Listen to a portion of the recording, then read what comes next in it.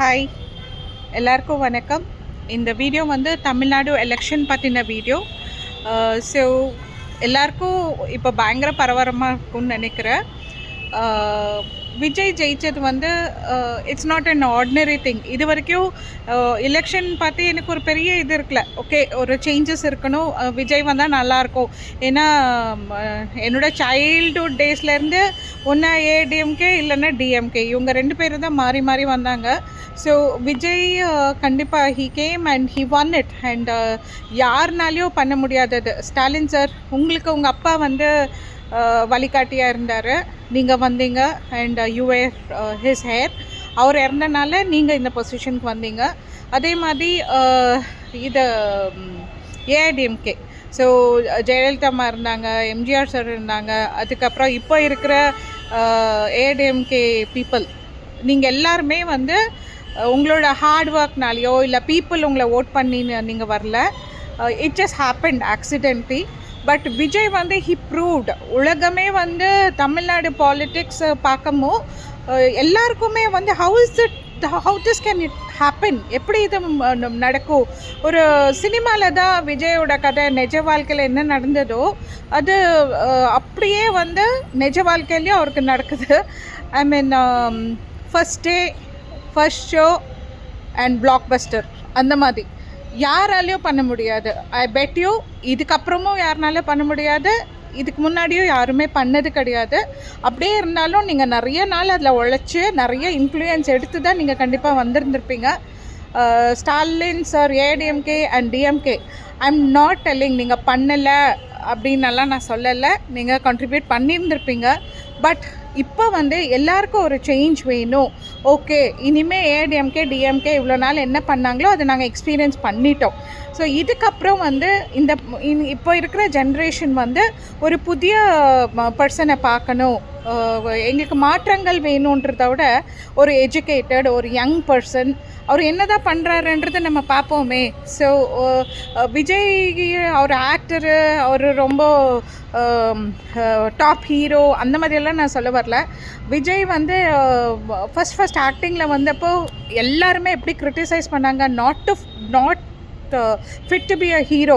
Dance தெரியல, ஒரு moments போட தெரியல, அதுக்கப்புறம் ஆக்டிங் பண்ண தெரியல, அவன் மூஞ்சப்பார் எப்படி இருக்குது, அந்த அளவுக்கு எந்த படம் நடித்தாலும் ரொம்ப கேவலமாக கிரிட்டிசைஸ் பண்ணாங்க. But see his devotion, his discipline and his என்ன சொல்கிறது, his interest on what he is doing is what Vijay is today. சரியா? ஸோ ஜஸ்ட் லைக் தட் விஜய்க்கு வரல. அதே மாதிரி ஒரு சீஃப் மினிஸ்டராக இருக்கிறதுக்கு அவருக்கு எல்லா தகுதியும் இருக்குது. ஏன்னா எவ்வளோ பேர் வந்து இன்றைக்கி இந்த வருஷம் நான் வந்து இவ்வளோ வெயிட் குறைய போகிறேன், இந்த வருஷம் வந்து நான் வந்து ரொம்ப சென்சிட்டிவாக போகிறதில்ல, எமோஷ்னலாக போகிறதில்ல, இந்த வருஷம் வந்து நான் இதை பண்ண போகிறேன், அதை பண்ண போகிறேன், எவ்வளோ பேர் அந்த மாதிரியெல்லாம் நம்மளாம் சொன்னோம். ஆனால் நம்ம ஏதாவது பண்ணியிருக்கோமா? விஜய் பொறுத்த வரைக்கும் அப்படி கிடையாது. நான் பாலிடிக்ஸ்குள்ளே வரேன்னு சொன்னார். இது வரைக்கும் he pulled in a big crowd. So இது வந்து நேற்று வரைக்கும் Vijay is going to become the chief minister, ஒரு எக்ஸைட்மெண்ட் இருந்தது. அதுக்கப்புறம் இன்றைக்கி இருந்த ட்விஸ்ட்டு பார்த்தோன்னே ஐயோ வாட்ஸ் ஹேப்னிங், இன்றைக்கி இந்தியா டுடேல shit is happening in Tamil Nadu government அப்படின்னு சொல்கிறாங்க. ஸோ நேற்று வரைக்கும் வந்து Vijay he's a hero, what's happening in Tamil Nadu அப்படின்ட்டு எல்லாருமே அப்படியே தலை நிமிந்து நம்மளை பேசிகிட்டு இருந்தாங்க, நம்மளை அப்படி பார்த்துட்டு இருந்தாங்க தமிழ்நாடுவை. இன்றைக்கி இருக்கிற பாலிடிக்ஸ் வந்து ADMK and DMK will take alliance and Vijay can not come 108 seat.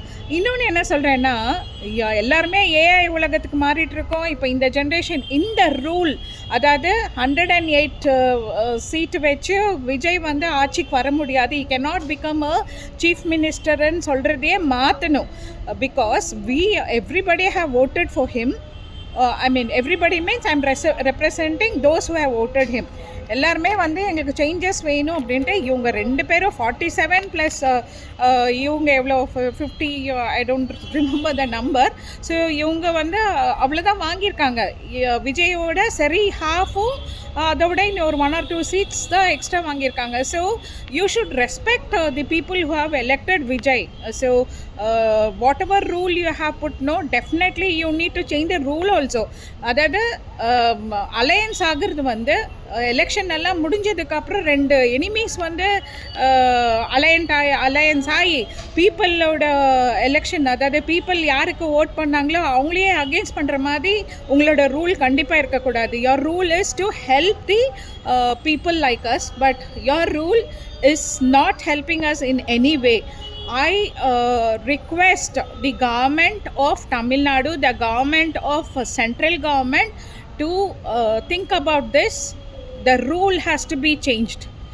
If two people are going to get aligned, that has to be changed before election, not after election, after we voting for someone whom we want. So I think there should be changes. Vijay, you will become the chief minister, and ஜல்லிக்கட்டெல்லாம் எங்களுக்கு ஞாபகம் இருக்குது. ஐ மீன் இப்போத்தி இருக்கிற generation, அதாவது colleges எத்தனை இருக்குதுன்னு தெரியும் உங்களுக்கு. தமிழ்நாடு பொறுத்த வரைக்கும் அத்தனை ஸ்டூடெண்ட்ஸுமே வந்து விஜய்க்காக நாங்கள் நிற்கவும். விஜய் ஆக்டருன்றதுக்காக கிடையாது. எங்களுக்கு வந்து டிஎம்கேயோ ஏடிஎம்கே இனி போதும், எங்களுக்கு வேண்டாம். இனிமே திரும்பி விஜய் மாதிரி இன்னொருத்தன் வந்து நிற்கிறேன் அப்படின்னு சொல்கிறது definitely it is going to take years. So as of now, whoever is ruling this, I mean, who has laid this rule, please, and I'm not able to reach out to you until there, because I'm a very normal person living in one of the place here in India. So please consider our request, either change the rule or don't allow ADMK and DMK to align and not make Vijay the chief minister. So sir, please consider request. Thank you so much.